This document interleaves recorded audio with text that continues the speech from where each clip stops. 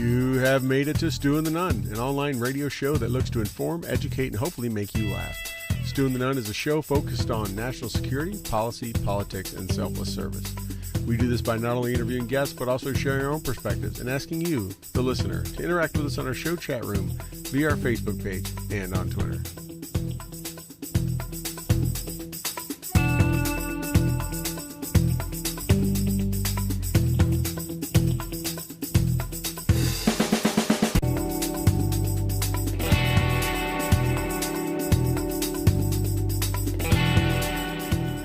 Like to thank those who make this show possible and allow us to bring it to you. Our show sponsors are Commodity Outdoors, Veteran Outdoors, Enlisted 9 Fight Company, Warrior Media Solutions, and Boohammer.com.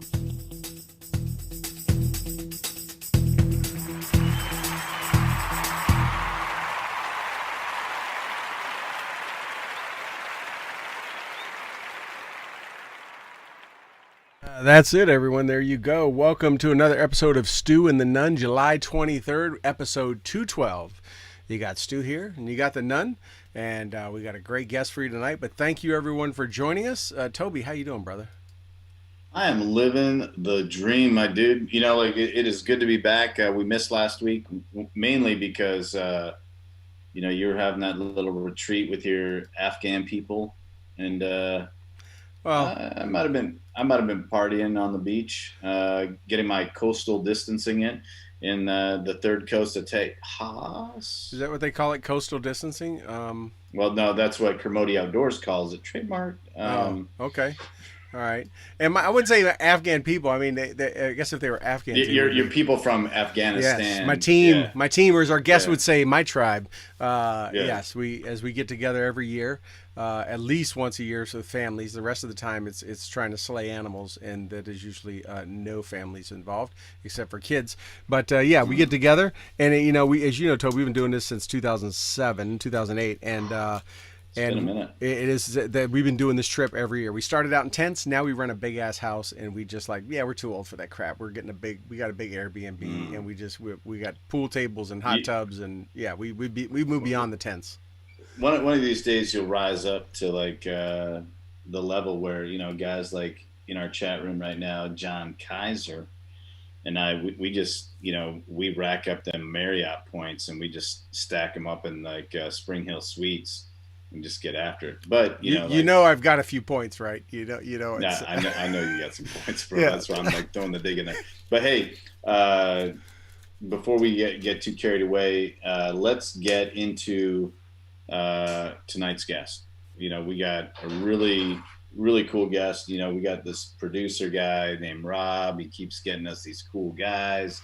They got these great Hollywood flowing hair pictures. You know, lots of good product involved in it. And when I mean product, I mean hair product. But you're going to see him wearing a hat. It's not a Commodity hat, but it's a Vertex hat. He's going to be coming out here shortly. And Boone is, you know, I don't know. How do you put it? Like, a great American. I'd say the epitome Quiet. of a quiet professional. He is the epitome of a quiet professional. Because a long, illustrious, great career in the military, serving in a lot of different capacities, getting out, doing some high threat, asset protection, human and otherwise, and also then serving his community as a sheriff. So not a bad deal. Sworn officer. Yep. And it's back-to-back guests that we've had sworn officers. And I think it's timely, and that's one of the reasons why we're doing it, is because this is the America that we're interested in talking to, because this is the America that affects us. And so we wanted to, let's get him out, bring him out. There he is, man. Hey, Boon, how you doing, buddy? Pretty good. How you doing? Good, man. Welcome to the show. We're very excited to have you on. We were talking a little bit beforehand before the show time, we would call our virtual green room, and there's been a lot of traffic, a lot of interest to have you on, and I think it's probably because your hair. I think it's the pictures we put up. It was I am Toby would say follically challenged. I purposely I keep the hair here and just keep it off the head, because you can only have so much. But maybe I'm a tad jealous. I don't know. I like, my head swings both ways. I like, you're not going to go there. I like going bald. I like letting my 12-year-old boy, your 12-year-old boy look. Yeah. Hey, it's working for me right now. Boone and I are probably around the same. We seem to be getting that gray right in the same spot there. So we may be rocking around the same age there. I don't know. My daughter calls that wisdom hair. I'll take that one. But hey, Boone, welcome. It's obviously we're a lot of people know we put it out there, and if they don't know, for our listeners and viewers coming in, if they recognize the name, like, where have I heard the name Boone before? You were, as Toby started to say, we're going to want you to kind of go over some of your career and past, so, because it's a lot more than just one deployment as a contractor and one night as that deployment. You've done a lot over your career, as we kind of hit on. But I mean, obviously, you're the thing that you're probably most globally known for, or nationally known for, is being part of the security force in the night of when the Benghazi attack happened on September 11th, and when of course they had to make a movie about it and all that kind of stuff. But I think it's more important is what you've contributed a lot more to our country over the years. So if you wouldn't mind just kind of giving our viewers and listeners a little bit of kind of just what your career's been like. All right. So I started in the United States Marine Corps. I did about 8 years in the Marine Corps. Started off in the infantry, ended up taking the INDOC. I ended up with a surveillance target acquisition platoon, which now we call the Scout Sniper Platoon. After that, I re-enlisted. I spent some time with a full-time CTD platoon with security forces. Did that for a little while, and then I went into law enforcement. Law enforcement, I was a deputy sheriff with a sheriff's agency in Georgia. I was on the SWAT team for a little while. Then after that, I ended up with the State Department's Diplomatic Protective Service with their high threat program, deploying overseas. I did that for a few years, and then I ended up working for a government intelligence agency. And that kind of brings us to the whole Benghazi issue. Right. And then you, and that was the end of it. You kept on serving for a while after that. 16. Yes, I did. Yeah. So for quite a few years after, you continued serving for our country. And some people may not know, when you're in that part of the intelligence community, when you come out, you're out, and then you can be public, but while you're still in there, you can't be doing press junkets and media red carpet kind of time and all that kind of stuff. Absolutely not. Yeah. So I mean, you've done a lot. Like say we were saying, you've said you were a sheriff. You've been you've served our country. You served your community, and you continue to serve, because what are you doing today? I mean, you've gotten out of that service and you've started your own thing. And what are you doing, and why are you doing it? I have a lot going on, actually. There's always something going on. I'm still active in the private security sector, providing personal protection, but primarily I'm conducting private training, firearms training, tactical training under Threat Management Solutions. And that's a company that you started? Yes, I started that in 2004 part-time, and then I started to do it full-time in 2016 when I actually left said government intelligence agency. Yes. Right. And I saw from your site, if people haven't been to it yet, we have it up on the blog and stuff, that you've teamed up with a couple other, pretty much heavy hitters and experts in their field, and you do these classes. It's not just you out there. You've got subject matter experts representing different aspects of all the parts of what it means to provide, deal with threats and risk mitigation and that kind of stuff, right? Absolutely. I mean, one person can't, be the guru in everything. So I have a lot of subject matter experts that I surround myself with, whether it be security assessments, mixed martial arts, firearms, whatever it may be. Gotcha. Yeah. So one of the reasons why we wanted to talk to you is because it is so important that people understand. Let me start again. So many people take for granted and think and assume that they know what a fight is, and they think that it's very cut and dried. If it's a gunfight, it's this high noon Western American drama. You're going to stand here, I'm going to stand here, and we're going to go for it. If it's, some type of street mugging, it's the Steven Seagal Aikido moment, and here we go. But most people don't understand that a fight is unchoreographed. It's not the WWE, and it doesn't matter if it starts with weapons or it starts and escalates. It all ends out with the flow and orchestrated, sorry, that's not even the right term, the chaos of violence. And one of the reasons why we love talking to guys like you and organizations like Sheepdog, Fieldcraft, Threat Solution is because y'all deal in let's go with the flow. And when I mean let's go with the flow of violence. And you've put together your tribe. That's pretty good. And you talked about mixed martial arts. You talked about weapons training. And when you go to the website, most people have some really cool, high speed names like tactical super uber duper ninja training. Yours is defensive concealed weapon, pistol, defensive concealed. And it's because that's really what it is. Right. People don't conceal carry so that they can be offensive. Otherwise it's called brandishing, or open carry. People do that because this is my defensive posture in life. We love talking to people that believe in situational awareness. We're seeing more and more across the United States, a lack of respect for law and order. So we really want to talk to you about your law enforcement background. We want to talk about your training platforms, and we want to talk mainly about the theology that you have to this preparedness. When was it? What was the spark where you said, I got these skills, and I wish I had a good Liam Neeson voice, but I got this special set of skills, that you were hey, it's important for Joe, Sally, random, what situational awareness is and how to protect themselves. We're seeing in Missouri right now, we're seeing people coming out with their guns to protect their private property. We're seeing how that's handled, and we're seeing how the mob reacts to it. But sadly, while it worked in that moment, I disagree with how they did it. I would have done it a lot differently. Oh, you didn't like the gangster? No. That's wrapped around that my style. Wrapped around that bang switch. Yeah, I felt like it was a Men in Black scene. Wow, what's It was very chrome and shiny-ish. Yes, it was very... I was oh man, Men in Black 4 is back. No, but what was the moment, Boone, where you were all right, I know this stuff. I have a lens that I look at life. I need to start putting that lens on other people's glasses.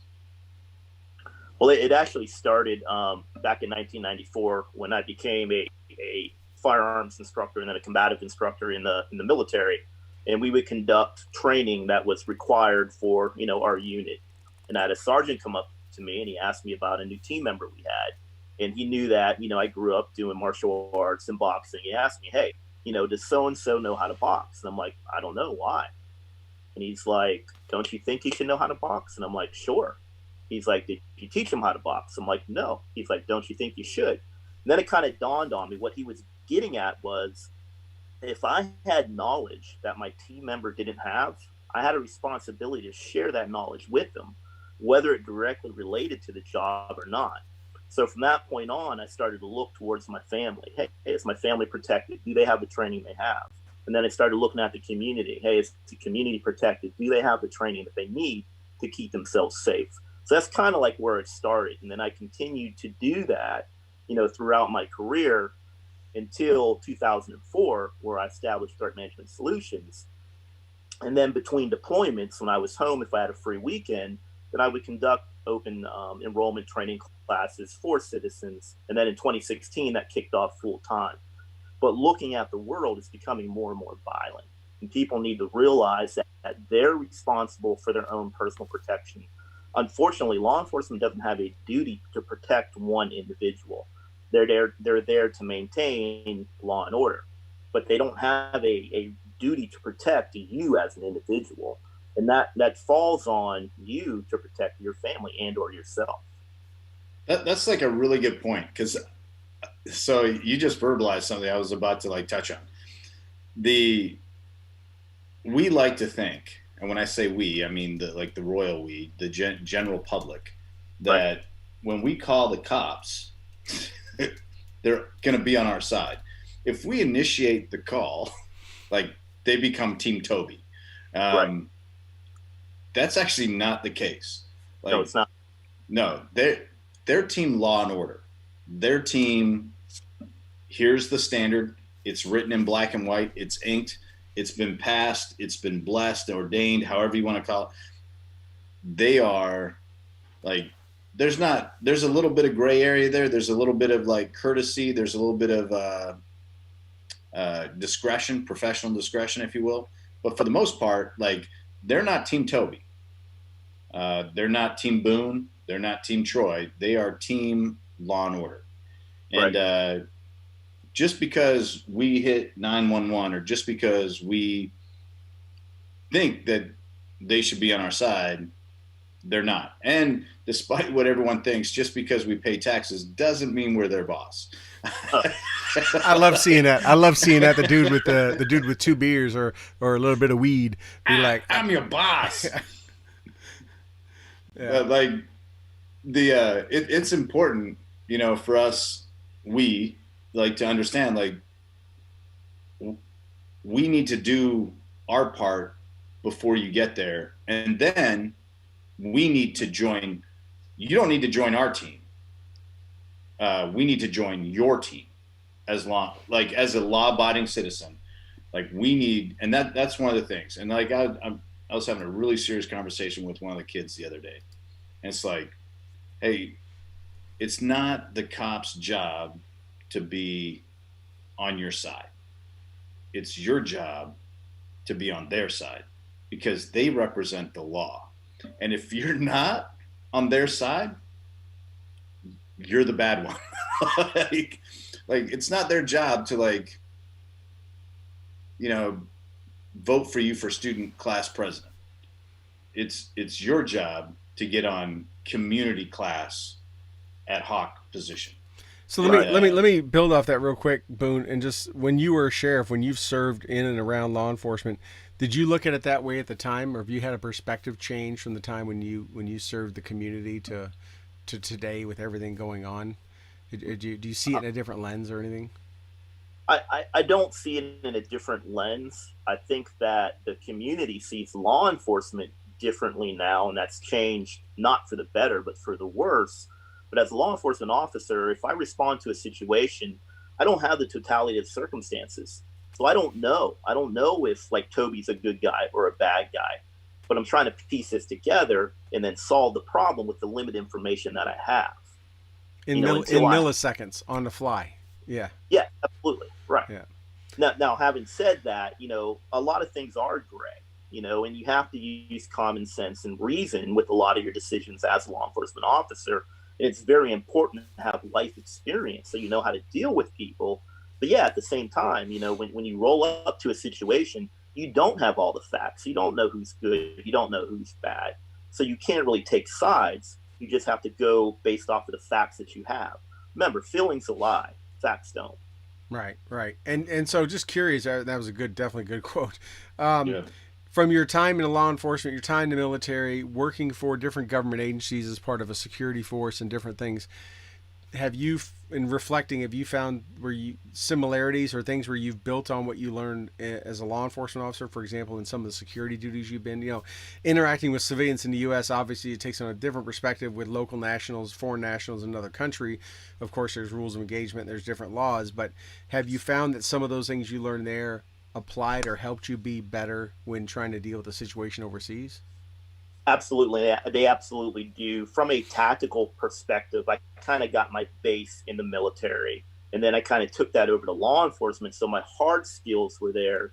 And then law enforcement really developed my soft skills, the ability to read people, talk to people, De-escalate a situation, that kind of stuff. absolutely de-escalate situations. And then that carried over to working overseas to where everybody has a gun. That doesn't mean everyone's a bad guy. It doesn't mean you point a gun at everybody just because they have a gun. So yeah, they all build on each other, and it really helped me to be more tactically mature, if that makes sense. No. No, like, so everybody, I remember like when we first got to, well, not first, but like as Iraq was evolving, uh, every household was allowed and highly recommended to have a gun, most of which were a Kalashnikov.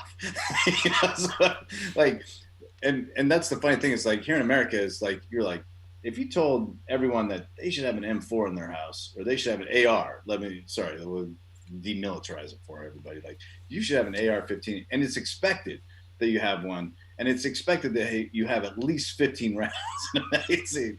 Like, here you're like, how dare you? No, like that's a completely different mentality, but it's good. Like, again, training that so that people, Justin Capel in our chat room, the Facebook chat room, is talking about how he almost got taken out by his cops because he ran home one time in a hurry. His kids thought someone in his house, and he like busted up in his house, pistol drawn, and then the cops are like, "What's up?" Yeah, feelings lie, facts don't. You got to take all that stuff in. And one of the things that's sad, and let me be very clear, I'm not justifying any law enforcement officer's actions in any incident at this moment. But man, I have a high level of empathy. I've been on a ton of ride-alongs. Some of my best friends are LEOs. I have a ton of empathy because like you are trying to figure it out on the fly. And that quick situational awareness, that quick, like, what's the term for sleuthing, deciphering, interpreting, analyzing, like when I would, plan a route, I had the opportunity to sit there and look at my map and do train analysis and plan and think it through. Like that's happening fast, when you respond as a law enforcement officer. And it's no one gets it right. I hate this whole like, well, every pilot should be a good pilot. Well, I've met a lot of shitty pilots. I've met a lot of pilots that like have had prop strikes and that should probably have their license pulled.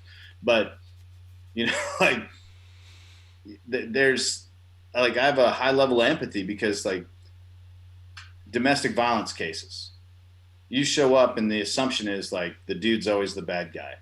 That's not always the case. You got to like take everything as it is, as you see it, as it comes. And now everybody hates you. Right. Everybody hates you.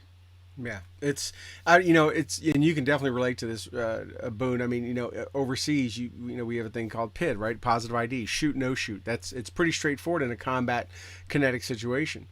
But you obviously, yes, you have to break leather and brandish your weapon as in the States as a law enforcement officer. Yeah, but it's not obviously most people probably don't realize that shooting is absolutely the last possible thing, right? It's the last draw. You're going to do everything you can before that, even though people have this perspective from movies and TV or the news that's the first thing someone does every time.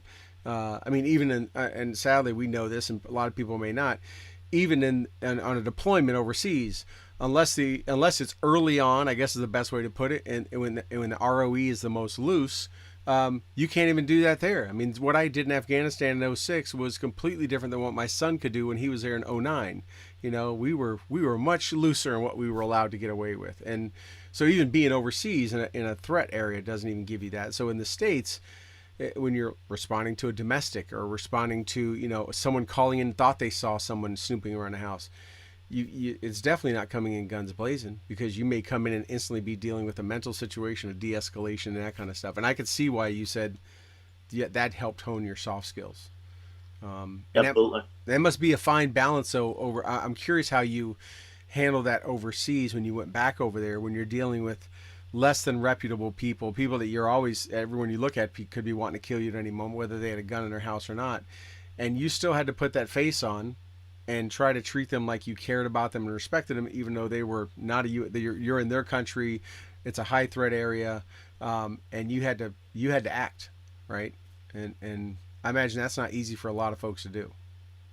No, but still being in another country, I still have to respect their laws, their courtesies, their customs, respect them as human beings as well. Right. You know, in just moments in time, if the situation dictates, you know, you still have to PID everything overseas and in the U.S.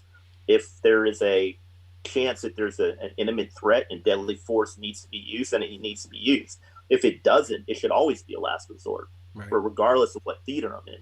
Is this what you teach in some of your classes? Are these some of the soft skills, some of the threat analysis type of cognitive things that you try to get across to your students? Absolutely. Our classes are very reality based. They're very integrated too. We believe a fight's a fight. There's no such thing as a gunfight or a fist fight. It's a fight. So everything's integrated. But what we really teach is situational, spatial, and environmental awareness. If you can understand situational, spatial, and environmental awareness, you can probably prevent yourself from getting in trouble in the first place. So the hard skills are good, but it's the soft skills that will really save your life and keep you out of trouble. Being able to read body language, understanding what body language means, and then being able to identify and live that lifestyle of situational, spatial, and environmental awareness. Yeah, absolutely. I could see that. What are your thoughts? I got a question from a good friend of mine. He's actually a former Marine himself. He's listening and watching. He's talking about, you know, people getting doxxed, right? We're seeing this now. This is a new term in the last year where people are getting, you know, now I just saw where a whole bunch of the federal agents that have been deployed, I guess, to Portland, I saw a report that the Antifa, whoever's been outing them and doxing them by publishing their personal home and contact information, all that kind of stuff. Are we seeing that? Are you seeing an uptick in people interested in your kind of training, whether they're someone that could be high threat to get doxxed or someone that just, you know, anyone could publish anyone else's info? Are you seeing that? Are you addressing some of that stuff, or is there any of that playing into as we see this new threat kind of pop up in our country? Yeah, it's always a concern. We are starting to see an increase in that. That's always a concern. Absolutely. Are you doing anything in the web and the internet space on you know, how to protect yourself and your information online, how not to get, you know, pulled into, you know, social engineering and that kind of stuff? Not online. We do it in the classes. And again, coming from a background to where, you know, you try to stay hidden. Like, I really don't have a social media presence, and it kind of hurts me because as a small business owner, right, where Instagram and having social media and Facebook helps you, I really don't have that because of security reasons.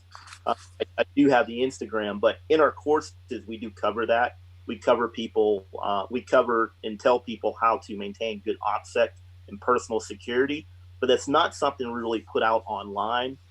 And again, it might hurt me, but if I do a YouTube video on tradecraft, you know, if it circulates and gets out there, well, guess what? It's not tradecraft anymore. Right. It doesn't work anymore. Everybody knows about it. Yeah. So it's not something that we push online a lot, but we do cover it in classes. Yeah, I was sorry. I want to correct myself. I probably didn't word it right. What I meant was just that instructing people how to protect themselves online, how to keep themselves from having their information spilled out there. I didn't know if you were covering some of that was in some of your classes. So yes, we do. Yes. Okay, cool. Awesome. That's good. No, like those little things are, you know, are so important. I have a couple of stickers on my truck, uh, you know, like, but the stickers I have are promoting my business, Right. You know, but I don't, you know, I would never put the sticker like, I don't call 911, I reload or something like that. I wouldn't put that on my truck, not because I don't believe in it, because you don't need to know that. Just like, you know, I'm not going to put my kid's an honor roll student at blah, blah, blah school. While my kids are all honor roll students, you don't need to know that. I don't, you know, what we used to call the DUI stickers, you know, the old like 201 files, you're like airborne, like everything people used to stick on their window. Like, no, you don't need to know that. You know, like, and that's a simple way of not being targeted. I find like right now, the political climate, and it doesn't matter if you're left, it doesn't matter if you're right, both sides. You know, I know from my own experience, my own heart, I see a sticker on someone's vehicle, I start to judge. I start to adjust my behavior a certain way. And it doesn't matter if it's on a sticker from the left side. It doesn't matter if it's a sticker from the right side. I start to adjust my behavior. I judge that person's vehicle or the person behind the wheel the same way. Kind of like, you know, like I see a set of Purple Heart plates and I pull up next to it as I'm passing it. Because here in Texas, we believe in like good license plates, Purple Hearts, and disabled veteran plates get some really good benefits. Free tolls, you know, some good parking at airports, and, you know, at Lowe's and Home Depot, you get some priority. But, you know, like, and I always personally get excited. I pull up on an older vehicle with Purple Heart plates. I'm like excited because I'm like, it's going to be that Korea guy. It's going to be that Vietnam guy. Right. And then it's like his wife or like his granddaughter. And I'm like, all like, and then I judge. I'm like, she shouldn't be driving that. Toby, you don't think anyone's judging you with your stick figure family on the back of yours? I don't have the stick figure family. Like, that's the point I'm making. Like, because I don't, like, I'll put my business out there. Right. You know, like, I'll put my business out there. But, you know, those are those little things. And people use that against. And we're seeing it right now. This whole doxing thing. We're seeing it. I'm going to use Portland as an example. And the reason I'm going to use Portland as an example is because any opportunity that can be utilized to divide or point fingers or identify an enemy. And this is what is troubling me in America right now, is people are giving the other side the opportunity to identify someone as an enemy. And we don't need to be identifying each other as enemies. You know, if there's a dialogue to be had, if there's something that we need to discuss, well, let's be adults, sit down and discuss it, and then come to an agreement or a disagreement, but like come to some kind of solution to it. You know, we're in, was it day 57 of like violence and chaos in Portland at night. I'm embarrassed by the fact that, and I got some, you know, my people are still Canadian. Boone, I don't know if you knew this or not, I'm Canadian. So like, you know, my sister lives in England. And so I get like this international dialogue on the weekly. And you know, they're like, you guys are just so jacked up there in America. You guys are out of control. It's like, okay. Like, so we got a couple of towns that are acting up, but it's embarrassing to think that for 50 plus days, we can't get some like law and order kids with skateboard helmets under control. Like it's embarrassing. Like it really is. How would you? It's embarrassing. I'm curious, Boone, how you look at that. I mean, what do you think they're handling the best they can? Do you think? Well, if you look at that and look where these areas are and who controls these areas, there was a deliberate effort not to engage, to attempt situation and to appease them, and that's exactly what it was. It's not that we couldn't have; we were told not to. Right. So, and we saw that in Seattle and saw that in a few areas. I guess it just didn't take. They just their patience wore out a little bit faster than maybe those in Portland, I guess. But now that the mayor got gassed last night, maybe his patience will run out too. I don't know. I sorry to go down a rabbit hole. That shit was hilarious. Yeah. Here's the guy that's telling the world one thing, telling his police force another, and what Boone just said. The mayor told the police force, do not engage, give them space, let them be, let them express themselves, let them do this. They started doing it to a federal building, and then the federal government got tired of it. And that's not a man. That's not one person. Let's be realistic. When you were overseas, Troy, and you looked at your ROE card, it didn't say the president of the United States wants you to da-da-da-da-da. It says, as a member of the United States Armed Forces or a member of this organization, you have the responsibility and the duty to protect your brother and sister, the violence against your brother and sister, and the violence against the property that houses your brother and sister. So that's one of the reasons why I'm embarrassed by it.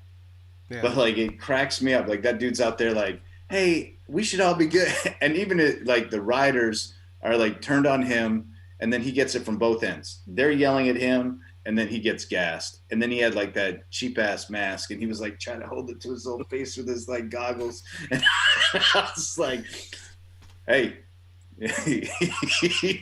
if ever there was I wish I had meme building up Chuck Ziegenfuss can build a meme within seconds, but I wish I had the one that was mess with the bull, you get the horns. Because he was So Boone, do you do a lot of you do it in your training? Do you get contracted to come in and help local and county and state law enforcement to kind of deal with some of this? And are you seeing an uptick in that, or are they starting to get proficient because of all this? Yes and no. We do a lot of law enforcement contracted courses, and that's not something that we put on the website or use as advertisement, but it's actually the majority of what we do. As far as an uptick, no, because of the virus, a lot of them are not allowed to train or to travel for training. So that kind of put a hamper on it. And as far as them getting a lot of OJT, they are getting a lot of OJT, and they're adjusting fast. So absolutely. Yeah, they're becoming more proficient. Yeah. Go ahead, Toby.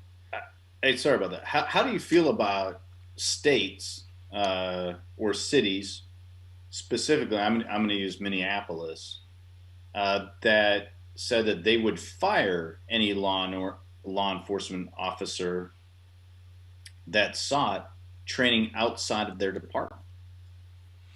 I think that's absolutely ridiculous, because you tend to get what we call institutional inbreeding, to where you have that one guy who's a subject matter expert. He's been there forever, and what goes, and that becomes stagnant. I believe that you need to go outside of your own agency just to see what else is out there, to get another opinion. And that doesn't mean that what you're doing isn't good. It might be great. It might be the way to do it, but you don't know if you don't look out. If you don't train with other people, if you're not open to other ideas, you're going to stagnate and you're not going to grow. Yeah, the same reason why the Sabres need to get rid of Lindy Ruff, Toby. You can't have a coach. You can't have a coach too long behind the bench. You got to rotate him out. Man, why you disrespect Lindy? He's not a bad guy. But no, hey, so let's bring it down to MMA, because a couple years ago there was a great organization. A good friend of ours, Tim, was involved in it for a period of time, and it was the International Fight League. It was this team-based, events, where different fight gyms built teams, and that they would fight each other. It was this point process, and it was really actually a cool promotion. I was a big fan of it. I enjoyed it. Yeah, no, the IFL was pretty solid. There were some things about it I really enjoyed. Mainly when the Shark Tank got beat, that made me happy. But one of the things that I always think about is, and I look at these professional athletes, and while I appreciate loyalty and I love loyalty, if you, perfect example, we'll use Uriah Faber's Alpha team out in California, out of Sacramento there. Those guys, they stay together. They're a tight-knit group. They're a big family. They're extremely loyal to each other. But when you fight the same guys or gals day after day after day, you learn how to spar them. You learn, and then you fight to fight that person. You have to go to other places. You have to spar with other people. You have to train with other people. When I look at your resume, you got a great boxing pedigree. You got Brazilian Jiu-Jitsu. You got some kickboxing in there. Like, you had to go to different places because the guy that you're going to fight, and like you said earlier, everything is a fight. It doesn't matter if guns, it doesn't matter if it's hands, it doesn't matter if feet are involved, it doesn't matter if we're going to, clinch and wrestle, as you Americans like to say. Like, everything is a fight, and no one fights on your terms.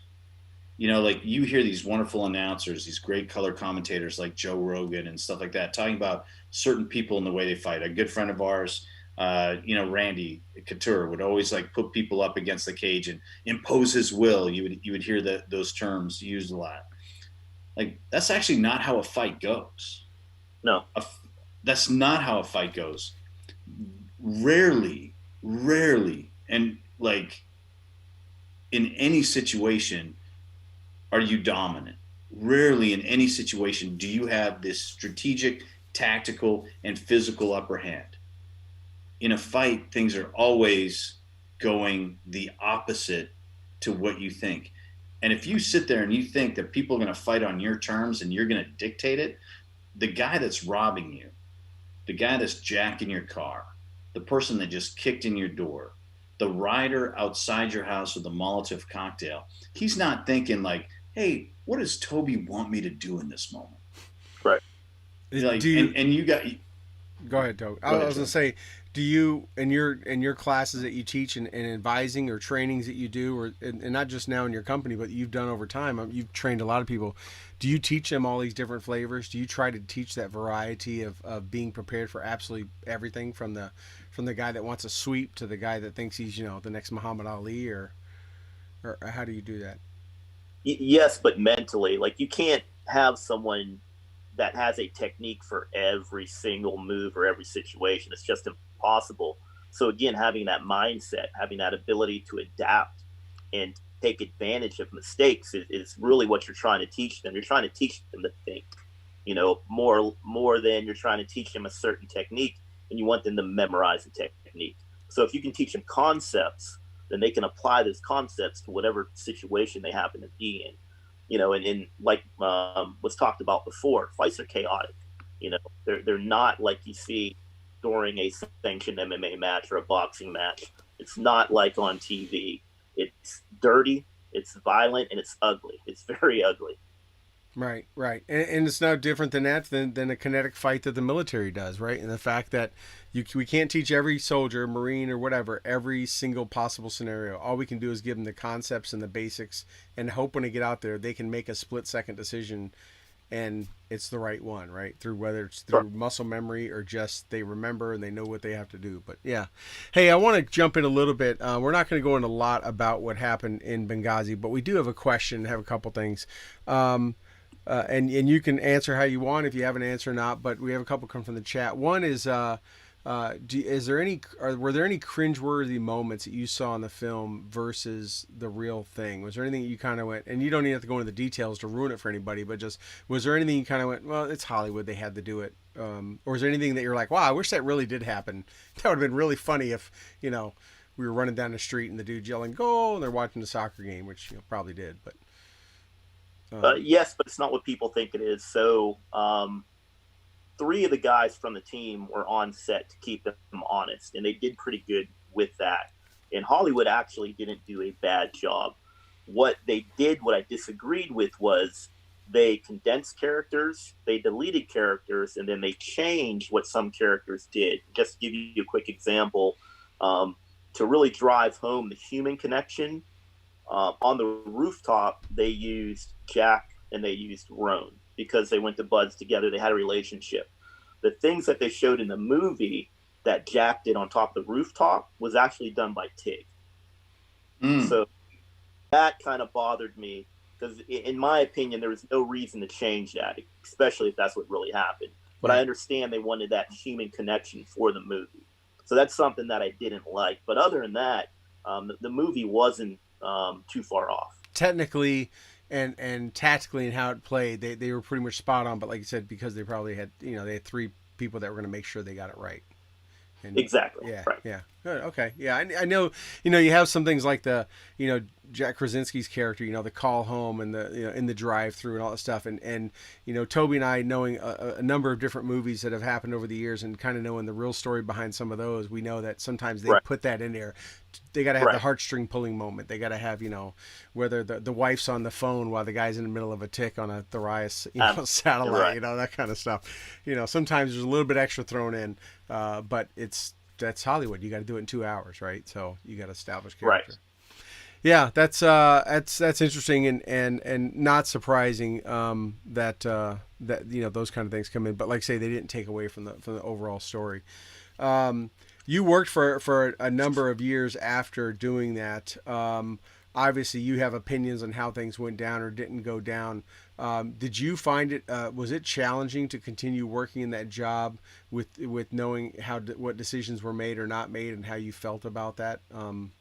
Did you have any concerns, or did you have any? Was it a conflict sometimes to why you were still there doing some of those things? No, absolutely not. And I actually, went straight back after being debriefed and checked out medically. I went straight back to work. No, it wasn't an issue at all. And part of the whole Benghazi saga, if you will, there's a lot of misinformation, especially publicly and politically. And that's pretty much why I don't touch on it a lot, because there's a lot out there that just isn't correct. There's a lot of misinformation. So, no, I had no problems going back to work, and I was committed to what I was doing until 2016. Yeah.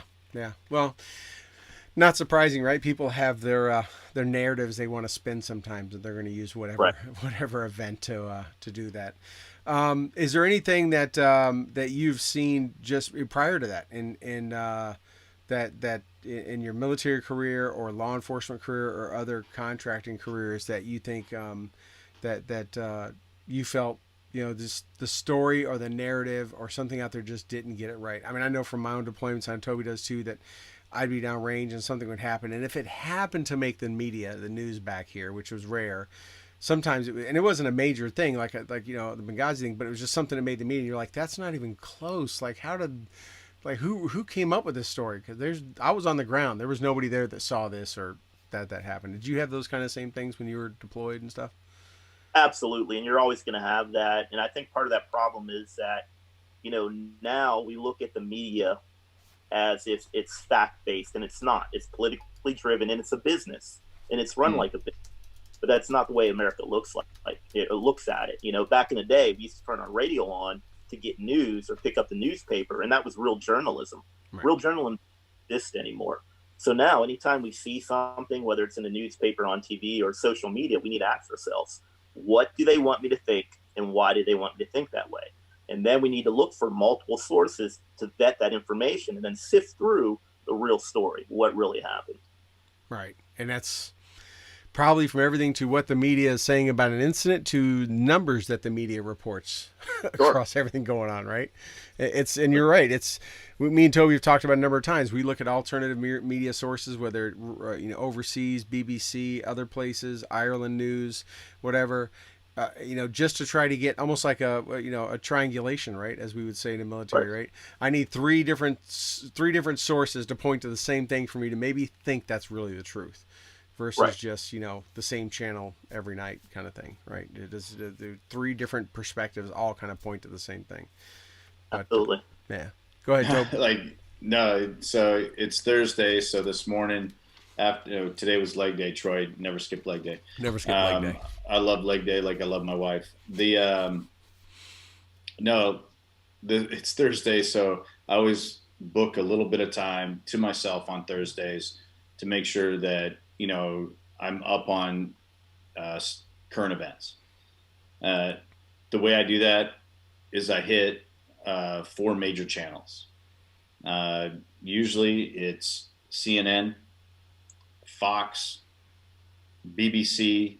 I used to be able to get Al Jazeera, which I can no longer get. My provider that's no longer an option. And like a Reuters or a Sky News. And, it's really interesting because I can see if there's an agenda or if there's reporting. Right. Because like if there's an agenda, there's subject matter experts. If it's reporting, it's a blip. It's like, this happened and we're going to find out about it. But if it's an agenda, well, here's a subject matter expert. Like this morning on CNN, it was Mayor de Blasio talking about how he feels that the president sending in federal officers to help deal with major issues like a 300% increase in crime is unconstitutional. It was also the defense of the Chicago mayor, again, for the exact same reason. You go to Fox and it's like the Chicago mayor called the White House press secretary Karen. It's like, and then you look at like the international aspect of it, like BBC, and I will say that sadly, what I see internationally is like there's the international media really dislike our president. And I think that's because they're taking cues from American media. And They're like, well, the viewer base of the American media is this, therefore we're going to look at the numbers of population tuning in and we're going to apply that to ours. And, like I tell my family, when I say my family, I mean like direct siblings, all the time, don't believe everything you see on television. Like the media representation of America is not accurate on any channel. I can tell you in my community and what I witness objectively, what I'm seeing, who's popular, who's not, who's effective, who's not.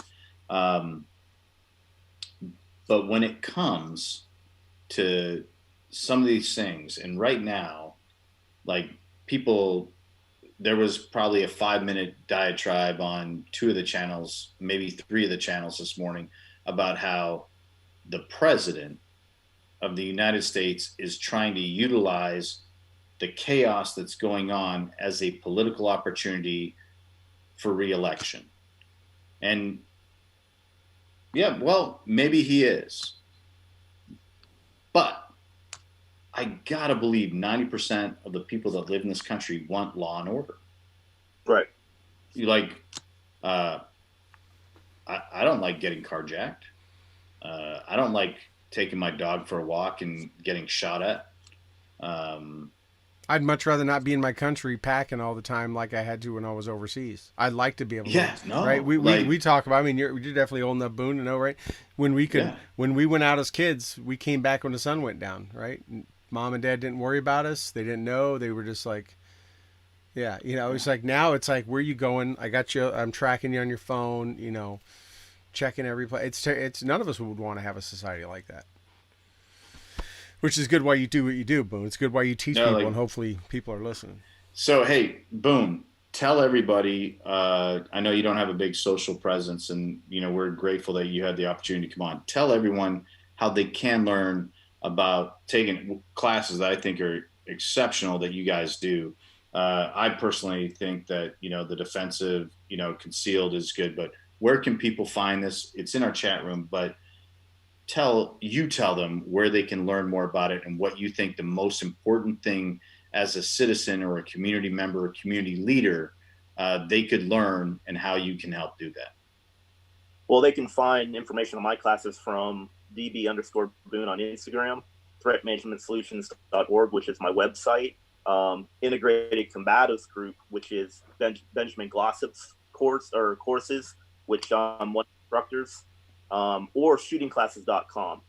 shootingclasses.com will have me and a bunch of other instructors all throughout the country where they can find different types of training as well, not just my training. As far as what the American people need, they need situational, spatial, and environmental awareness. And that's what we really preach. There's a lot of good guys teaching out there, hard skills and kinetic stuff, how to run the gun, how to throw a punch, blah, blah, blah. But you need to understand and have that lifestyle of situational, spatial, and environmental awareness. And that'll prevent a lot of this in the first place. Yeah, not everyone can be John Wick. You know, like, you know, not everyone's like Jack Reacher or John Wick. You know, like some of us are just Toby Nunn, and we need to be educated. You know, and we need to know like how to do it. I know the producer Rob. He's got stuff up on. He's got the threat management on Instagram. He's got the website .org up. We got DB_Boon. You know, it's been under you all night long. Any other message you want to tell the listening folk? Yeah, as far as the general message, we're all Americans. Don't be divided. Amen. Yeah, amen. Absolutely. Well, hey, man, thank you so much for coming on. It was great having you on. Great to meet you and hear your perspective, which comes with a crap load of experience from around the globe. And hopefully people took note of that, and whether they can sign up or come take your classes or not, but you know, hopefully the tenets that you hit on ring a bell and stick somewhere in the gray matter and make people think a little bit more. And if nothing else, the last thing you just covered, right? We are all Americans. We've talked about a lot of times here on the show on the morning of 9/11/01, when those people were all covered in gray and dust and we're all helping each other. Nobody looked what religious emblem they had, what color they were. In fact, you couldn't even see what color they were, right? That's the America we need. Hopefully not because of that situation. We don't need that situation, but that's the America we need. That's what people need to think back to when they look at those images and think of that. In my opinion, right? It's that. It's no different than what you were on a rooftop or anywhere you've been. And we know I always tell people the military is the most diverse organization you're ever going to find, because it doesn't matter what people think, believe, love on your left and right. You're in there shoulder to shoulder, side by side. That's the way Americans need to approach everything. So we really appreciate you coming on, buddy, and giving us some of that perspective. Well, I appreciate you guys' service, and I appreciate having me on the show. It's truly an honor. Thank you. Awesome, man. Well, we'll stay in touch, buddy. The honor is ours, brother. Yeah, the honor is ours. For sure. We'll stay in touch, man. Thank you so much. You have a great Sounds night. Good. You too. Thanks, Boon. Okay, everybody, there you go. That was Boon right there, and welcome. I mean, great perspective and great guest. And you can't. Hold on a second. I got stuff going on all over the place here. Let me. Hey, the one of the things you just said, and to kind of caveat on something that Boon just said. There is an amazing post out there, and maybe Rob, the unpaid producer, can find it. U.S. Army Training and Doctrine Command put out a message a couple of days ago with the Deputy Commanding General, LTG Ted Martin. And it is, man, this dude, like, he sends it, right? Like, in the words of a former Tomahawk 6, he sends it without milk toast or TP, but like he just like, and this is why like I think it's important to know. LTG Lieutenant General Ted Martin, representing TRADOC Command, where victory starts, or victory begins there, or victory starts there. Sorry, if I got to make sure I get it. Yes, Nathan, we need to pay Rob. But this dude sends a message, and he's like, and it's about diversity. He's like, is it diversity important? Yes. Is called? Yes. What's more important? Being a good team member. And it's like he sends it, dude. Like, I love it when a 3-star general's like, there's some EO training, there's some consideration of others, and then there's some like, be a team member. Right. And like, stop. Like, what's important? Doing your job. What makes you a good team member? Looking out for your brother. sister, do it. And like, I love it because I got to tell you, man, I was sitting on my couch the other night, this long day, trying day at the house, and a commercial came on, and it was a Black Lives Matter commercial. And I got to tell you, it kind of bummed me out. Yeah. And really? yeah, now people are going to get mad at me. I don't give a shit because everybody matters. Yeah. I'm not saying they matter less. I'm not saying they matter more. I'm saying everybody matters. We need to start being on the same team. We cannot continue this lack of like identity is more important than character. Well, you know what we're seeing, Toby, is the same. We see it all the time. We talked about the silent majority, right? It's not even an 80-20 rule. It's a 90-10 rule.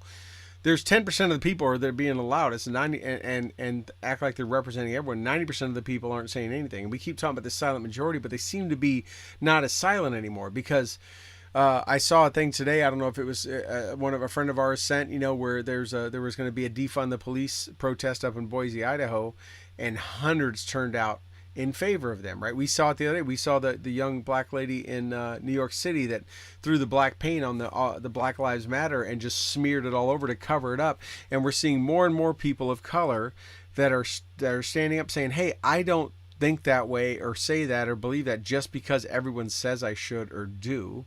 Yeah. And we're seeing people that are not of color, of all kind of races, that are saying enough is enough, right? We're seeing a lot of defend the police protests happen. People have had it. They let people go and they're like, fine, protest, do whatever, or yes, we understand you're hurting, do your thing, and then move on.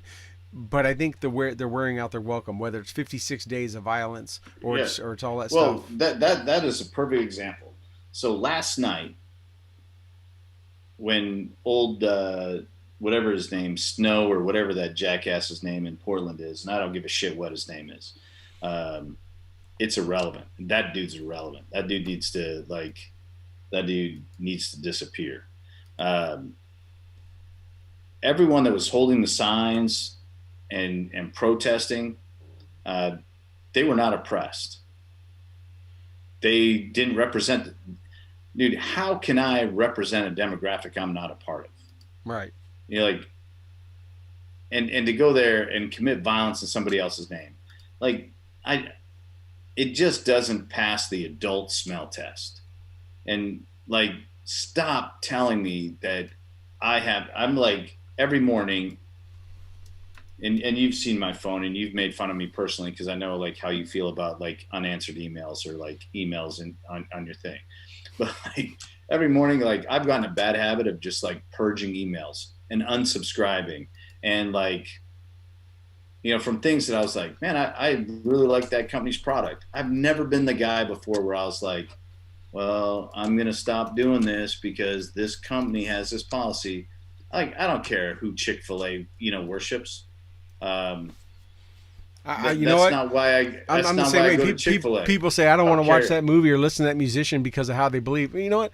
I don't believe in I probably will not get along with or believe in most how people in Hollywood, singers or actors think, but they're performing and I'm entertained by what they do. I don't mean, I don't care what they do in the bedroom. Like, I don't care what just don't be pure evil. Don't be like someone that is really, but you want to do this or do that or believe one way or vote for this person or whatever. Just shut up and do what I asked you to do and pay money to see you do. Right. For the first time ever, I found myself going like, oh, you're telling me who I should go support, and you're telling me your corporate opinion. I got a wonderful question the other day, about this great company called Kermode. Perhaps you've never heard of it. It's an Kermode outdoor development group. They're a sponsor of the show. They are. But the question about it was like, what's their stance on Indigenous people policy? And I was like, well, it's a fishing company or an outdoor apparel company. I don't think they have a position on that. Do you know if the owners or the investors are an inclusive company? And I was like, what's that got to do with making really good outdoor apparel? Because character isn't what holds that fabric together. Right. That you want a good fly fishing shirt? I don't think it matters what tone your skin is in terms of how you're going to catch a fish wearing that shirt, or who you're going to vote for, or anything else. Yeah, stop telling me. I don't care. And the more you tell me, the more I don't want to do business with you. Like, I gotta believe the NFL, the NBA, the WNBA, the MLB, they're going to start seeing a dramatic downturn in support. Fenway Stadium, I believe it was Fenway, and if I'm wrong, nope, you're on. I know where you're going. Yep. You're like, huge 100-foot thing, Black Lives Matter. I love soccer, football, to those of you that are of my affliction, not being American. I'm here to watch that team play. I don't care what color skin the athlete is. I don't need to see Black Lives Matter on your uniform. Like, the oppression of police brutality in a country where the majority of police don't carry guns just shows like how people are afraid of the 10%. Right. And what I mean the 10%, I'm not talking a demographic. I'm talking about people that bitch about shit. And, you know, like, stop telling me how I should feel and how I should think. Yeah. Because you're the one dividing me. When I look at my neighbor, I don't see anything other than my neighbor. You know, yeah, I mean, a good example. I'm a Christian, and I'm a Christian. I know, like, I've been cussing a little bit the last few minutes, so people are probably questioning the level of my sanctimoniousness. You can be a Christian and cuss. It's. But, like, God has. I gotta tell you, when I look at my neighbor, I don't think anything other than that's the dude that lives next to me, and I'm supposed to love him. I don't care who he bends his knee to at night. That's not my issue. That's not who I answer to. That's not what I have to answer. I have to answer for me. I have to answer, you know, like, the number one ministries that I have to answer to is the one in my house. And so, like, I'm getting tired of people telling me how I should feel about certain things, because to me, that's the exact opposite of why I came to this country. The Bill of Rights, the first 10 amendments of the Constitution of the United States is freedom of belief. I don't agree with some dude tattooing a swastika above his heart and spider webs on his elbows and teardrops on his like, I don't agree with that. But you know what? Like, that's his body. When he faces his maker and his maker asks why he defaced it, well, that's between him and him, or her and her. Right. I don't care, because I deal with what I got to deal with. I got to deal with what happens and what I'm responsible for. And, man, I got to tell you, like, this absolute racist agenda, absolute hate-filled agenda is what's going to bring down America. It is. This is what's leading us. You know, like, I personally will never look at somebody and be like, I'm on this team and you're on that team. I will not do that. I refuse. Remember when it started out as snowflakes and safe spaces, and now it's cancel culture, right? And it's moved on to that, and racism. We went from a society that in the 50s and in the 40s, 50s, and 60s that were segregated, that people had to sit in certain places or could only go into certain places, drink out of certain water fountains, or and be segregated by race, to now a society that is so offended and has such a culture. The more things change, the more they stay the same. We're back to that. We're groups of people based on their skin color, their gender, whatever, but mostly skin color or what they identify as, want the same thing all over again. They are like, no, you can't protest here, or you can't be part of this. We've seen over the last couple of years, right? The Chick-fil-A is a great example. People are like, oh, don't eat Chick-fil-A because their owner, right, doesn't want to do this or believes this way. But, you know, and it came out with this whole thing of, well, they're anti-gay and all that kind of stuff or whatever. No, okay, the owner believes he says this or that, whatever. Okay, fine. But when the Pulse nightclub shooting happened, a restaurant that is known to stay closed on Sundays because to give people time to practice their faith if they so desire, not that they're mandated to, opened up to feed the victims and the first responders of that. And I know plenty of gay people that love that chicken sandwich. Which is the absolute opposite of what you would. Right. Right. The same thing is where people call the president racist, yet was the first one to promote, jail reform, identify and classify Martin Luther King's birthplace as a National Historic Society, and done a number of other things. Yet they'll still call him racist, right? It's like I think I may have said it on this show last week. I don't know. I was saying it to someone. Yeah, he's the worst racist ever. Because for being accused of everything, he's absolutely been the opposite. And I'm not trying to sit here and just promote him, but it's the same thing as Chick-fil-A. I know a lot of gay people that love that chicken sandwich and those waffle fries. They don't really care. They don't care what that owner says. There's musicians, there's musicians and actors and actresses that I absolutely would never get along with, that I would have a knockdown scrap with to debate on. But you know what? Their show made me laugh, or I like their music. Even sometimes in their lyrics, I like Eminem. A lot of his lyrics in the last couple albums are very much against some of the stuff I believe in politics-wise. And I hear it, and I bounce my head to it, but I don't believe it, and I don't get offended over it. It's like, if you don't want to partake, don't walk in the business. You don't want to go in there, don't buy it. No, this ridiculousness is getting hard. It's getting hard to deal with. And what's the breaking point? Where's the breaking point? I think that's what's scary. So I think we're getting there. And one of the things is people have put so much effort into demonizing, and I think President Trump is really it. Okay. And I think when I say that he's really it, I mean, I think he's the breaking point, because people want to hate somebody so bad that they will not admit that they potentially could be wrong about a human being. Everyone has generalized that man in such a way. And I got to tell you, for the record, there's a lot of things that he's done. There's a lot of things that he said that I cannot support. And tweeted. When I say said, I consider a tweet, words from a man's mouth that I cannot support, I cannot condone. And if I was in a position that I could admonish him, I would say, not your best moment. I personally think you should change that.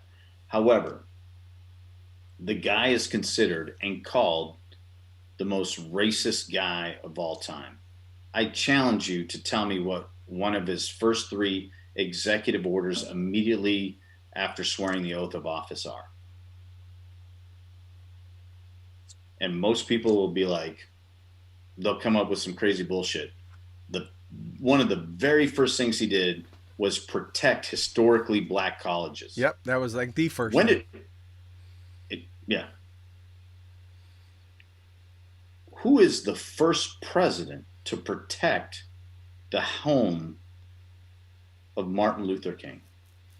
Yeah. The greatest American figure in terms of civil rights. Right.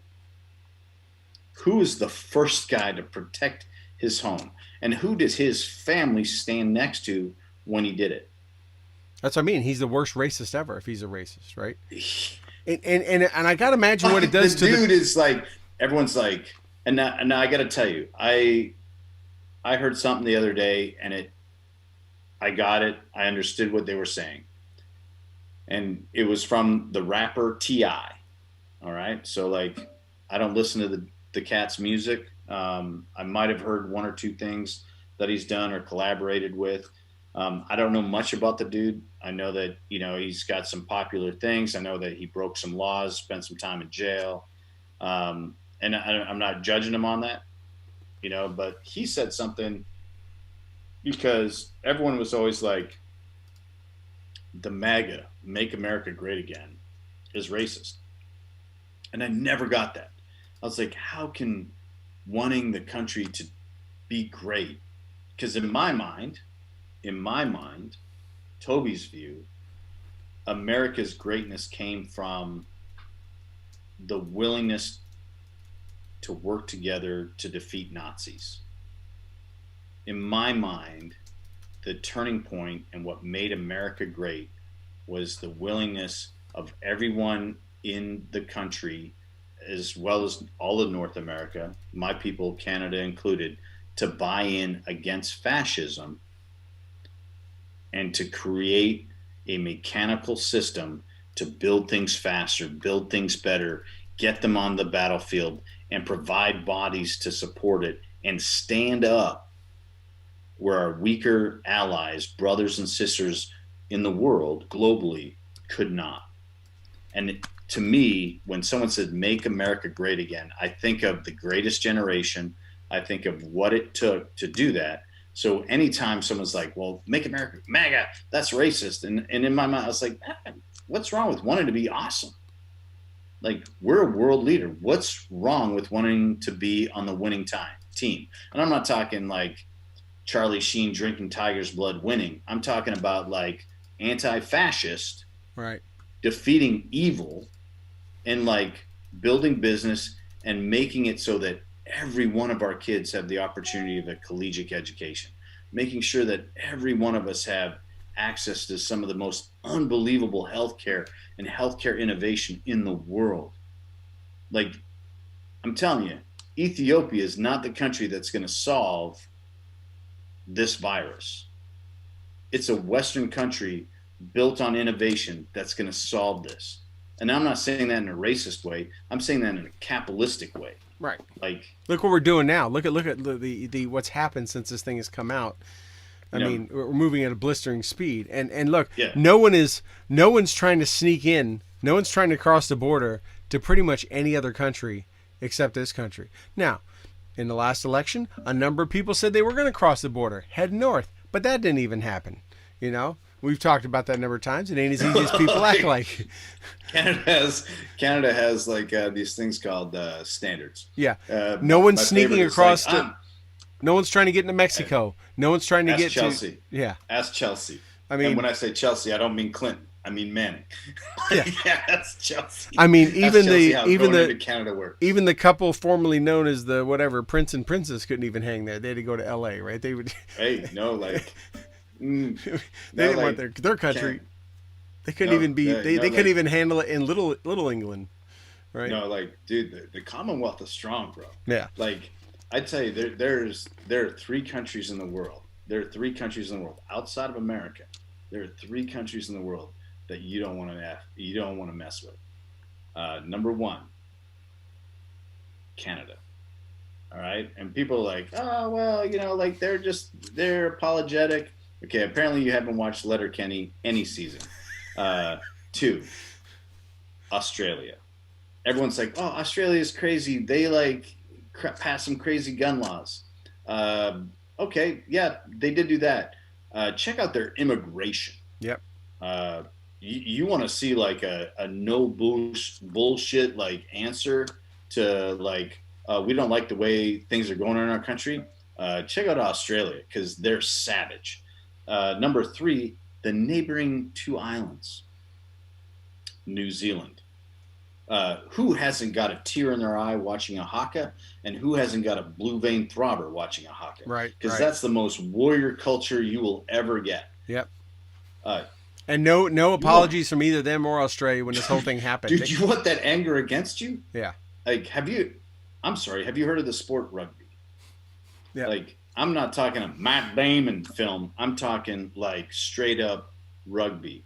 Now, there was this great Invictus movie, you know, like Matt Damon, he did a great job. You know, still highlighting, justice. You know, Matt Damon, regards, Invictus, you know, Nelson Mandela, South African story, great story about rugby and a team uniting a nation. Awesome, great film. Good job, Matt Damon. However,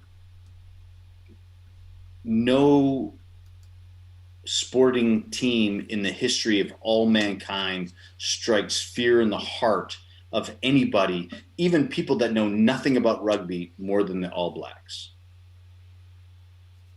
Yeah. No. Yeah. No, like. Not even those hooligans. Yeah. Not even those UK hooligans in Manchester. No. no. Forget about it. Forget about Liverpool league winners. FYI, in case you didn't know it, who walked the league? Liverpool. Is that soccer? No one walks what is alone. that? I'm not even sure what that is. That's soccer. But no, like straight up, think about that. Like, there's some pride in those countries. Yep. There's some amazing things in those countries. And everyone's like, oh no, like that's super peaceful. They're super chill. That's a warrior culture. Yeah. That is a warrior culture. You want to go to Canada? Don't have a DUI. Like all these like cool celebrities are like, if this guy gets elected, I'm going, which no one went. Right. I bet some of them tried. Chelsea Manning, and they didn't get through. Oh, what happens? Oh, you were convicted of a felony? Oh, the felony was treason? I'm sorry. You can't even step on our soil because, like, Yep. Yeah, like you said, you can't, no DUI in the last 7 years, right? You can't have a DUI at all in the last 7 years. You can't. No, like, I feel bad because, like, I hope, like, I promoted some of my good friends to go do some, like, really cool, like, hunting and fishing trips in the homeland, and then got embarrassed when found out they couldn't get in, and they found out they couldn't get in when they were trying to get in because they didn't. Yeah, and you know, like, hey, that's the way it is sometimes, and you know, just like America's the same way now in respect. But you know, I can like see Canada. I can see why the world, as you said, through these different lenses, why they look at us as being in a shit show. But part of that is because we've been held. I mean, and I'm not. I mean, I guess I'm bragging, but I'm just stating facts. We've been at a standard that everyone else tries to achieve to, right? We set the standard, the greatest country in the world, for a reason. And, you know, not that this country's ever tried to act like our crap doesn't stink. We have had no shortage of bad marks and bruises on our history. We can talk about slavery. We can talk about Japanese internment camps. We can talk about a number of things. This country has not done well, but that's because it's been led by mortal, human, fallible man of any gender. And those people make mistakes because they're not perfect. But this country hasn't been perfect, but they've learned and they've done, and somehow we pulled off this thing called the democracy and after a revolution and that stuff. And we are the de facto, like I said, everyone's trying to sneak into here. So yeah, when some things go bad, some protests happen, it's easy to get knocked down when you're on top. And, you know, those things happen all the time in China and other places, and they run over people with tanks, and no one bats an eye. And they go, oh, that's China. Yeah. All right, so, like, I shout out to my, like, my homie, my tomahawk brother, Glenn Purdue, because, like, one of the things he said is, like, who supported the Hong Kong protesters? And, like, a lot of people, like, raise their hands, and he's like, so why don't you support the protesters in Portland? It's like, because the protesters in Portland are protesting nothing. Like, they don't have anything to protest. Right. The fact that they're allowed to protest is a demonstration that they don't have anything to protest.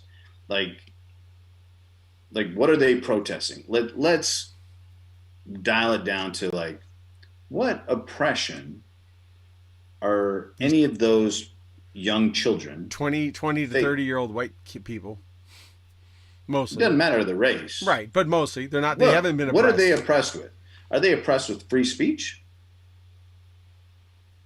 Yeah. Are they oppressed with freedom of assembly? Yeah.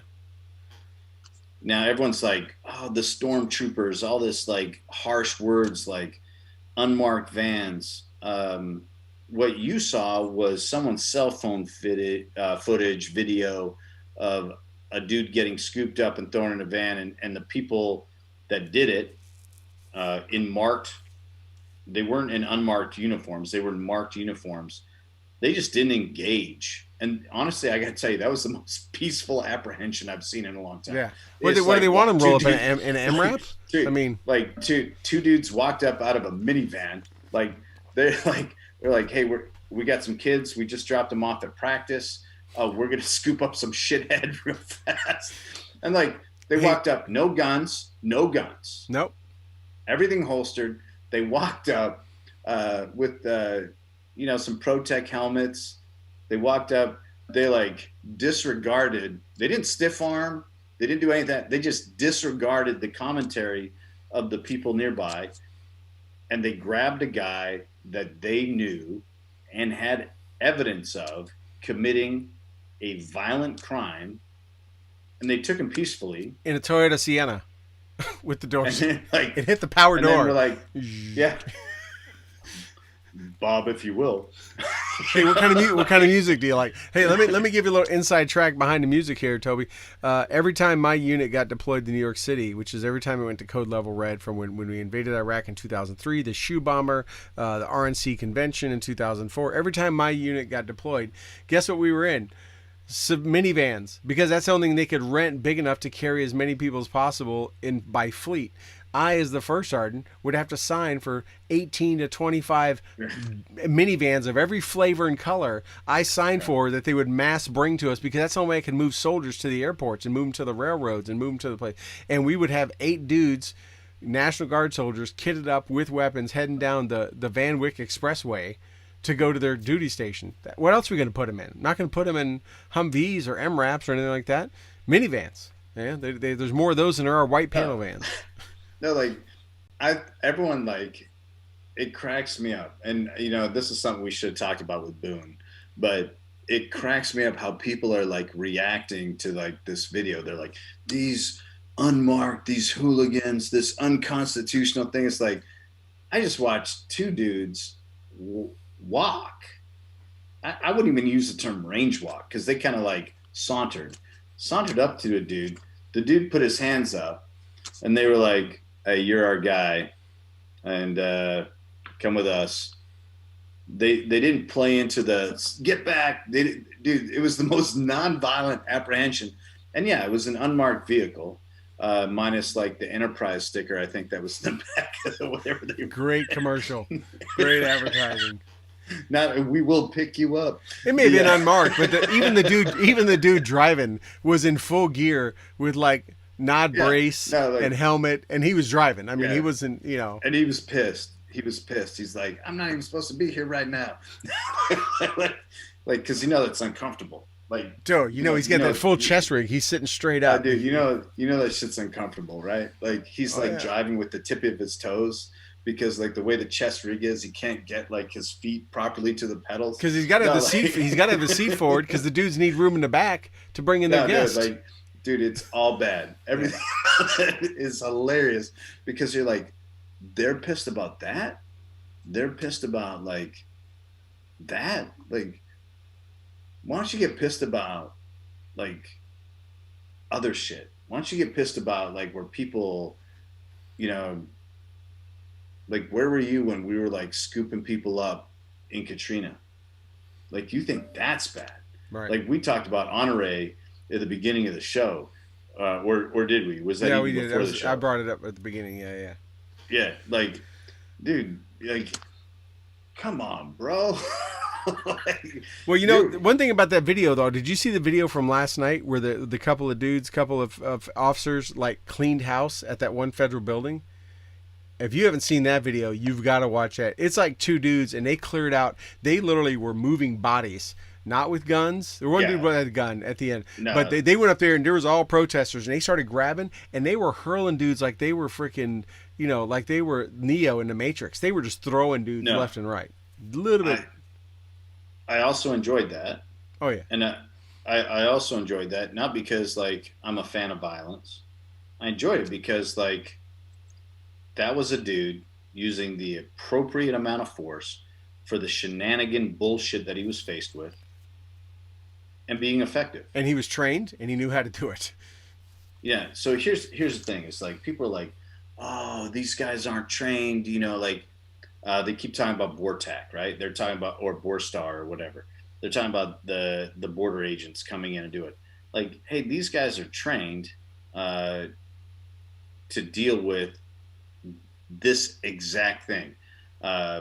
Perhaps people's memories are short, but it wasn't too many news cycles ago. The greatest threat to the invasion of America was like the caravans. Right. Yeah. And who answered these mobs of people that were trying to just like bully rush into the southern border? Yeah. Into the border. These guys and gals. Like, some of these videos, like, it's mind blowing. And it shows how People, it's so shows how egotistical and full of themselves that local elected yeah. officials, mayors and stuff are, to think that, oh, I'm not, you better not come here. I'm not inviting any federal. Do you have a federal building in your midst? There's So no invitation. They're not waiting for that in the mail, right? so a couple of years ago, and when I say a couple, I mean right around 13. This beautiful young thing was born in the great city of Berkeley, California. Her name is Scarlett, and she's my daughter, and she might be one of the greatest human beings. I'm a little partial. There's some things I'm like not biased on, but this is one of the things I'm like uber biased on. I think Scarlett is one of the greatest human beings on the planet. Born in Berkeley, California, 2007, and on the day that she was born, I was on emergency leave from a tour in Iraq, and on that very day, there was a small little, some would call it a terrorist attack on a recruiting station in Berkeley, California. Oh, yeah. And as a result, the city council of Berkeley deemed that the American military were an uninvited and unwanted guest and presence in the city of Berkeley. And the United States government answered with, if we're not welcome, then our dollar bills are not welcome. And that might have made news for, I don't know, half a minute, 20 minutes. Yeah. 20 minutes. You know, to the next alert. We've been going on 56 days. 56 days of the destruction and perpetual attack on federal property. Like, after 3 days, if you don't have your shit together as a community leader, and I got to tell you, I live in a moderately medium-sized town in Texas, one of the greatest cities, I think, and with the most beautiful downtown square in all of Texas, Georgetown. Again, non-biased, but maybe non-biased. The community leaders that I know, that if something happened here more than 2 nights, I would be in their ear, in their face, saying, get your shit together. Like, come on now. Yeah, but not 50-something 50 days. Right. 50-some days. Like, and then to stand down there and you're like, I'm going to talk to people. Clearly, they don't respect you. Clearly, they don't listen to you. And you told the police not to engage with them. You're the problem. And if you're calling the press secretary of the United States of America, like a name like Karen, the Chicago mayor, like, you're a racist. Yeah. You're the racist problem. This is the same lady that's like, no one can get a haircut, but I'm so important that I'm going to be in the public image. So I need to like get,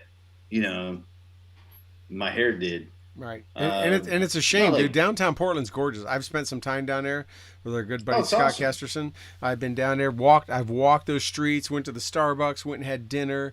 I mean, I can't imagine what that place looks like now, right? Just like it's heartbreaking because like Portland's super cool. One of the things that just came to my Facebook memories a couple of weeks ago, a week ago actually, was Tim Kennedy was fighting Luke Rockhold for the Strikeforce middleweight championship. And Jessica and I were out. We were ringside with a guy by the name of Mike Schlitz and maybe another guy, you've heard of him, Nick Comishano. And, we were out there enjoying ourselves. This is back in the day. Yep. But we enjoyed that town. We got on the train. One of the cool things is at the same time after the fights, there was a soccer game that had just ended, and everyone's got their scarves and everyone's like, woo, woo, on the public transportation. It was such a cool experience. We went downtown. We had a great time. Shout out to Holly McNamara. awesome downtown, cool experience. I love the Pacific Northwest. You know, my main homie, John Kaiser, lives across the river from there. Like, I get out there as often as I can. Like, awesome place. Yet, leadership allows some bullshit to happen. Right. And when I say bullshit, I mean on both sides. We've seen this town allow fighting. This is where the Proud Boys, and I don't support them, and I let the record show. You can't support the people that go out and fight and destroy one thing, and then support the team that go and oppose that. You got to work in the middle. You got to work to like diffuse both sides. We can't be like, well, I enjoy watching people getting punched in the face. That's not the answer. The answer is like working together to like solve these things. But there's nothing to solve here. Like, what they're doing is criminal, and yeah, there's nothing to solve here. We need to restore law and order. Yeah, there's nothing to solve here. You're breaking the law. You're being an asshole. You got caught on film. You got caught with facial recognition, and you got arrested relatively peacefully for criminal trespass. That's not stormtroopers. That's not the Sith Lord. That's not like the Clone Wars. There's no like George Lucas film coming out about it. You broke the law, and you're going to pay the. You get snatched up. This is not news cycle, and like you want to go down and talk to people about it, and get caught up in the tear gas.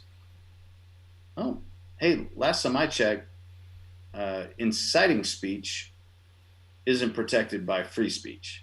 Right. And you mess with the bull, you get the horns. Right. That's why you can't walk in a theater and yell, fire. You can't go on a plane and yell bomb. That's inciting speech, right? You can't drop the First Amendment every single time when it's convenient for you, right? It's amazing how people love to drop that, but when someone else wants to speak maybe of a different flavor or of a different opinion, all of a sudden they can't talk, right? You shout over them, you hit them, you rip a hat off their head, you do whatever. The Bill of Rights and the protections we have apply equally to everyone, right? Which is why we got rid of racism or got rid of slavery and got rid of that stuff. They apply to everyone. But how short-minded and small-minded people are to think that those rights and protections that they love to throw up in your face only apply to those that think like them. So, anyways, it's been a long show, my friend. We are rocking on an hour 37.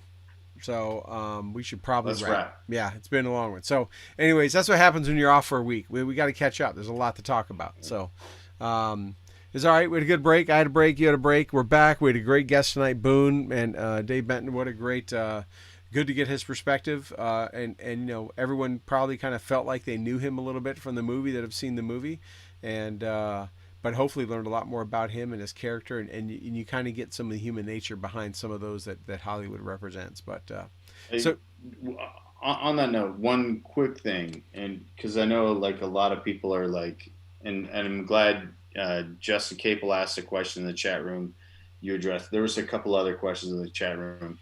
One of the reasons we didn't address some of those questions is because Boone is more than just a moment in time. Yeah. And he believes that he and his body of work should be looked at as a whole, not as a 13-hour moment in time. Pardon the Hollywood pun. No, it's good. Before the show started, he mentioned it. That was just one night.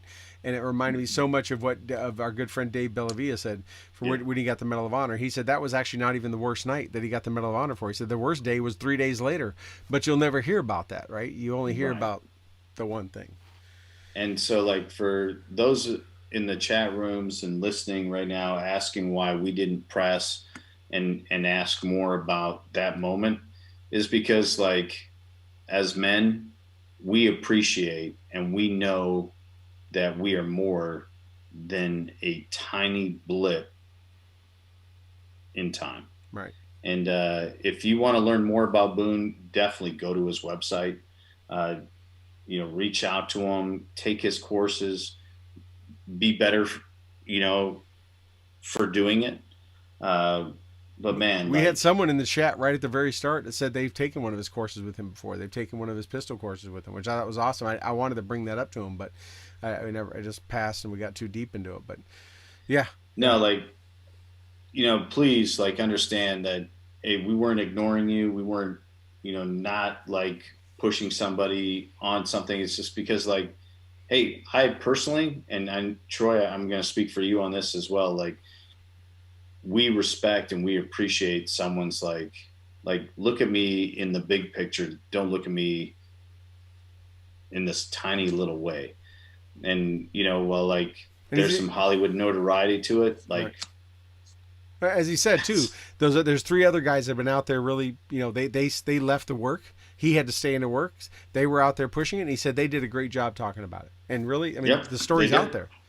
The story's out there, and it's pretty well. And I'm glad he confirmed that because those 3 were on set, they made sure it was pretty damn near factual and right on point. Yeah. So, but it is still entertainment, whether it was a true story or not, and it's still impressive, and all that. So yeah. I'm glad you explained that, Toby, why we definitely weren't blowing people off. It was we wanted to be careful of what we asked about, and like I say, we didn't want to make it all about that. But thank you, everyone. I don't know right off the top of my head who we have next week. I know we've got some people we were racking and stacking. Rob is never slowing down, and we'll be looking for everybody next week here on Stu and the Nunn, 8 o'clock Eastern next Thursday night. And with that, I guess we will bid everyone a good night. And let me get my stuff set up here. I got the talk and it wasn't quite ready. So with that, go ahead, Toby. No, we'll see everyone next week. It's going to be a great show. And yes, we're going to start paying Rob. The currency at which we're going to pay Rob is still up for negotiation, and hopefully his agent does a good job. It may not be legal tender. I don't know. It may be. It's going to be something tender. It might be steak. It might be lobster. Maybe a nice Kermode hat. I don't know. It might be some great Kermode gear. Yeah. But no, like we love. I Rob. I think I have a Boo Hammer hat and a couple shirts still around here somewhere. Hey, well, if you do, you need to start getting them produced somewhere else. I know, just a spot. But big shout out to Rob. A lot of people don't know, you know, what makes some of the magic happens behind the scenes, but Rob is a big part of it. He's a special American. He's special to us. He is exactly the kind of guy, the kind of father that I like and that I want to be and that I aspire and hope that my friends and the people I care about look to me, and the way that I look at him, I hope that happens. So, Rob, I love you, brother. And thanks for all your support. We will give you some free shit. It's somewhere. Yeah. All right. Well, everyone, thank you so much. Thank you, Rob, Toby, Boone, and we will see everyone next week.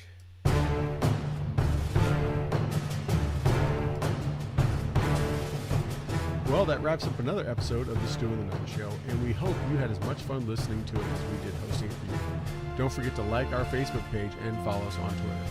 You can find all these links at stewandthenunn.com. We will talk to you again next Thursday at 8 p.m. Eastern, 7 p.m. Central.